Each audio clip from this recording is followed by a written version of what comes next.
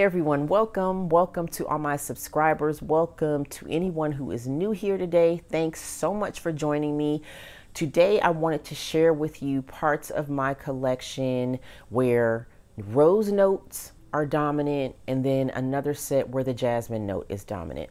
And interestingly, I have never been into rose or jasmine. Rose always struck me as a little bit old-fashioned, a little bit generic, just kind of boring. Never got into it. And jasmine was just always a little bit too sweet for me, a little bit too pungent, and I didn't gravitate toward that either. But I want to share with you some rose note perfumes that I really do enjoy now. So to start off with, my favorite right now is Lalique Le Baiser. And I guess having been educated on the different types of rose, I thought this was just a straight sweet rose, but in this particular perfume, we also have violet, gardenia, there's jasmine in here, musk, amber, and cedar. And before I looked to find out what the notes were, I just always described this as just a sweet rose. So I had to educate myself. And but again, rose dominates in this one, and it's just really pretty, really gorgeous bottle. And Le Baiser by Lalique. Next, we have my very favorite rose note perfume that I've talked about probably quite a few times before. This is Loukhoum by Keiko Mecheri. You have like a thick, syrupy rose, like candied. They refer to it as candied rose petals. And that's kind of what this is. Just, and almond and honey is in here too. It's just thick and rich and really syrupy. And I can compare this to Rose Jam by Lush. So if any of you are familiar with the Rose Jam fragrance at Lush, I would say this is somewhat similar, but Loukhoum is actually sweeter than that. Just really sweet and syrupy. But rose is a dominant note in this one. Loukhoum by Keiko Mecheri. Another rose that folks may not be that familiar with, this is Amber Queen. This was part of the Dozen Roses collection from some years back. Really sweet rose. This particular one we have in here, damask rose, and amber, ginger, clementine, and apricot are in here also, kind of giving it a really nice sweet twist. But again, rose is the predominant note here. Really pretty, and it's a little bit spicy too. And, you know, I'll chalk that up to the ginger note in here. But this is really a gorgeous rose. So this is Amber Queen by A Dozen Roses. Another one here that I really enjoy. This is a powdery rose. This is Lestat Magic by Guerlain. Really gentle and easy and sweet. And this one, you have freesia in the middle, and then musk in the base, and then some bergamot up top.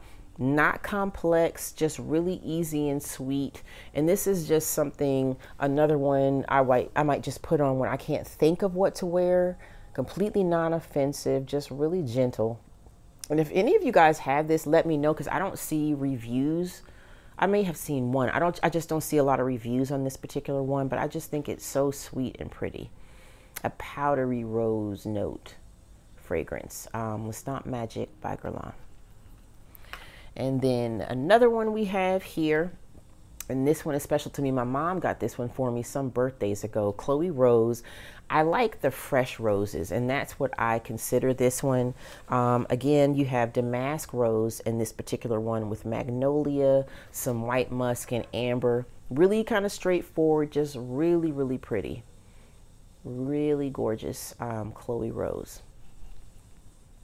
So that is the rose note category. Moving over to jasmine, one of my favorites, this was created by Anthropologie. This is Moulinette. This is Arabelle. And this is Arabelle. Let me get that right. I'm always calling this Arabelle. This is Arabelle. And this was strictly made for Anthropologie. Really, this is blooming jasmine. It's just very strong. And I was a little iffy about this particular one, but also we have magnolia and vanilla orchid in here, but the jasmine is really dominant. And I did get a compliment on this one, walking back from lunch with a colleague. They said, you smell really, they said that is just a really pretty perfume. And it could be because the wind was blowing. It could be because it had died down at this point. This was lunchtime. I had put it on pretty early in the morning.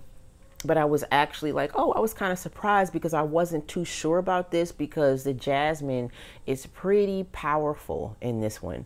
But melded with the other notes, it comes off really beautifully. So had this one for quite a while now, probably a few years, but this is Arabelle by Moulinette, and this is from Anthropologie.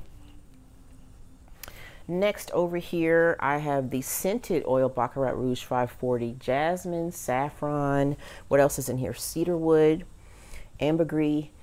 I thoroughly enjoy this. I don't have the perfume, so I'm not sure about the longevity of the perfume, but this oil really lasts, and you know, the jasmine note in here is beautiful. I really was not keen on getting this at first because so many people have it, and I was just kind of shying away from it, but it's beautiful. I mean, I have to give it its props. This is a beautiful fragrance. And again, this is the oil.